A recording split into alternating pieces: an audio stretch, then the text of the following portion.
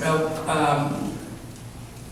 as we always begin, the grace of God be with you as you listen to this message. And let me start with a story. I always start with a funny story, or I try to make it funny. This was the idea today is, are you ready? So these three clergy were trying to make sure they understand what truly means to be ready. So they went to a forest. It was a priest, a pastor, and a rabbi. And they said, okay, what do we need to make people ready? And in order to learn what it means, three of them went for a whole month into the forest.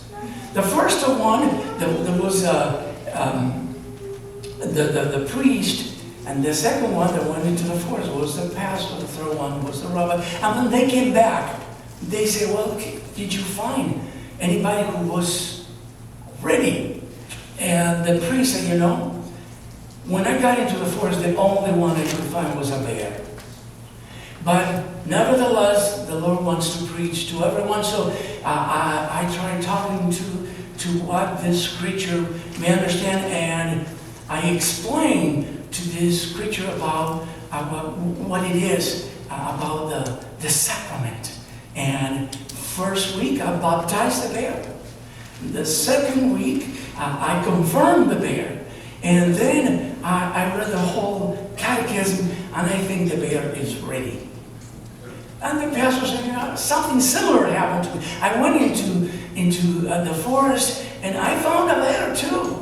And, I explained the meaning of grace. And I read the whole small catechism. And I also baptized the bear and confirmed the bear. And, after a month, I think the bear got it. He's ready. And as they looked to the third one, the rabbi was all broken down with casts in his arms, all bruises all over the body.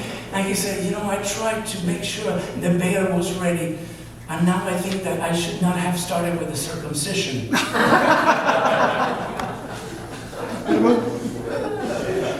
Well, the idea is, are you ready? Are you ready? The idea of the readiness comes from the gospel, according to Luke, the 12th chapter. And it contains some things that we do not normally see. So I want to go deeper into this reading. And it is clear in the verse 40 in the gospel of Luke, you also must be ready, for the Son of Man is coming at an unexpected hour. To be ready is related to this waiting. But the Lord also advised that in order to be ready, we need to be dressed for action and have your lamps lit. That's in verse 35. And explains, be like those who are waiting for their master to return from the wedding banquet, so that they may open the door for him as soon as he comes and knocks. And this idea is rounded with, blessed are those slaves. Slaves in Greek is doulos, and in other Bibles it's translated as servants or followers. So blessed are those servants whom the master find alert when he comes. Alert. This is the key word. To be alert.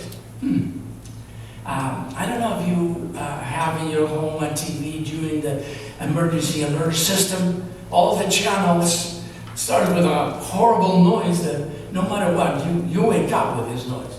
And most likely you will hear that this is a test, a monthly test. But you have this emergency alert system with this noise that wakes you up. So the idea, wake up. So we have this state and where we are asleep, completely asleep. Not necessarily in bed, but we may be asleep. And sometimes people are not really asleep, but they are not paying attention. They are distracted about other things. And because they may be distracted, they try to say how they can stay awake. I don't know if you saw this movie, Rowan Atkinson. That's an ingenious system to stay awake. So how can you stay awake? And then sometimes you are awake during the night where you do not want to be awake. And then in the morning, just quoting back the bear, we have barely awake with a cup of coffee. So we have this opposite, asleep and awake. It seems that to be two states of mind, of consciousness. We can be asleep, or we can be awake. But I just want to share with you a biblical story. And this story comes from Genesis. In Genesis, God put Adam to sleep, a deep sleep. The Lord God said, "It is not good that the man should be alone. I will make him a help as his partner." And later said, "But the man was not found, for the man was not found a helper as his partner." So the Lord God caused a deep sleep to fall upon the man, and he slept. Then he took one of his ribs and closed it up. It's placed with flesh. And the rib that the Lord God has taken from the man, he made it into a woman and brought her to the man. Then the man started talking. You're aware of this passage, of course. You heard this in Genesis 2. And God, in verse 21, said, the Lord God caused a deep sleep to fall upon the man, and he slept. I tried in many versions of the Bible, the Old Testament, I tried to see this in Hebrew. There's no version, no alternate text that explains when God woke up the man. And some theologians suggest that we are still kind of asleep. We were never awakened from that state. And it's interesting because the man is a translation of a word Adam. Is read from right to left. Adam. Adam means human. And so that in chapter 1 in Genesis, Adam is translated as mankind or humankind. And the same word in Genesis 2 is translated as the man or as Adam. Interesting.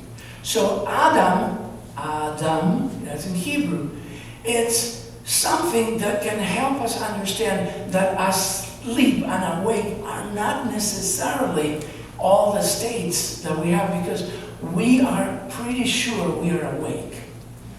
And it's not necessarily the case.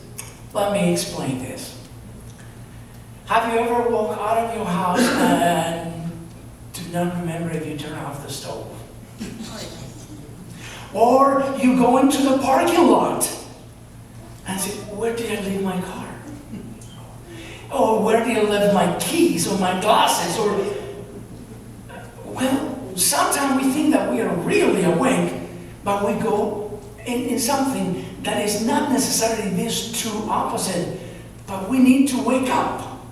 And we normally get wake-up calls, and interesting, the wake-up calls, besides the alarm clock or something that comes from a phone call, the wake-up call is when you suddenly are totally awake, and that we call alert, to realize that something has changed or something is going on in your life. So this is, are you just going through the motions again?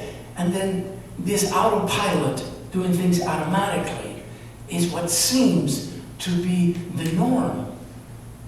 If you think that you are driving, so let's say that you are driving, do you think that all your movements are, you are totally aware when you press the accelerator, the gas pedal, or when you press the brake?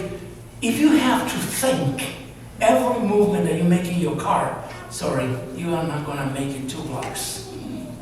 Everything is automatic. So we are not consciously thinking everything. Now I'm going to move 30 degrees to the left, the steering wheel, and I'm going to we make conscious decisions, but we are in autopilot. So the autopilot is something that is part of our own nature. We're constantly trying to find out things, but we are not awake totally or not asleep, but we we are in a middle stage, and Jesus uses that word alert. Dress for action. That word alert, you're totally aware that the Lord may come at any moment. So even the brain has, if you look at the different pictures they take in neurobiology, they take pictures, how is the brain generating different areas that light up in their studies that indicate when you are asleep and when you are awake. And there is a third state that is alert. So stay alert is also to stay safe. But in many cases, something lights up in the brain to tell you, yes, I see now. So because we are in autopilot, sometimes we are not alert. And Jesus wants you to be alert. And that's why to be ready, it is to be alert. You can say, oh yeah, I'm ready. I've been ready for a long time. I went to church, I studied the scriptures, and did a lot of things. The question is, are you really alert to find Jesus, the Son of Man, coming to you at an unexpected hour? Are you really, really alert, not just awake? And, well, I'm alert. Are you alert? You know, I'm looking at you because I'm used to people looking at me, but not listening to me. There may be somewhere else.